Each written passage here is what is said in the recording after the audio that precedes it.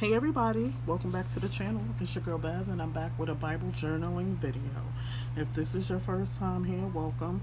Please hit the subscribe button and the notification bell. That way anytime I post a video or do a live stream, you will know. So today I'm coming from Psalms 119 and verse 33. Teach me, Lord, the meaning of your statutes, and I will always keep them. And verse 34 is, help me understand your instructions and I will obey it and follow it with all my heart. So I'm talking about the promises of God. You know, people, us as a people, we know that God keeps his promises. His words will not come back void, and we have to learn to rely on him to teach us and show us the way.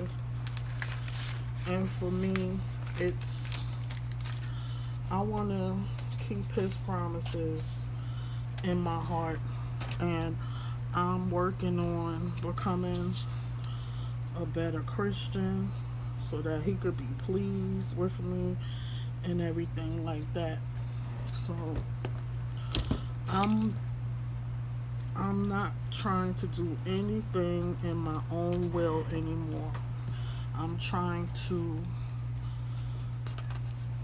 rely on the promise keeper, to sustain me.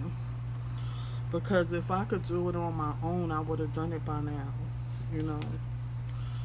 And I'm just trying to start anew and rely on him, keep the positive thoughts in my mind, and not let anything distract me. But I want him to teach me how to do it. I want to open myself up to him fully.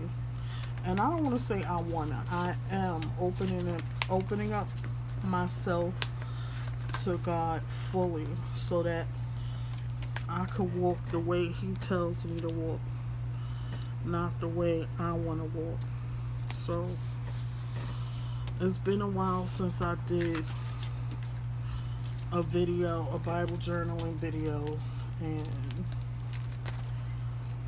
I want that to change.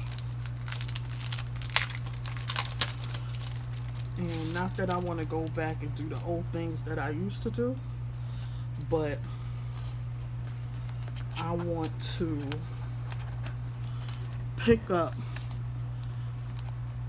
where I left off in the good things. Because what I learned today on Success Saturday is that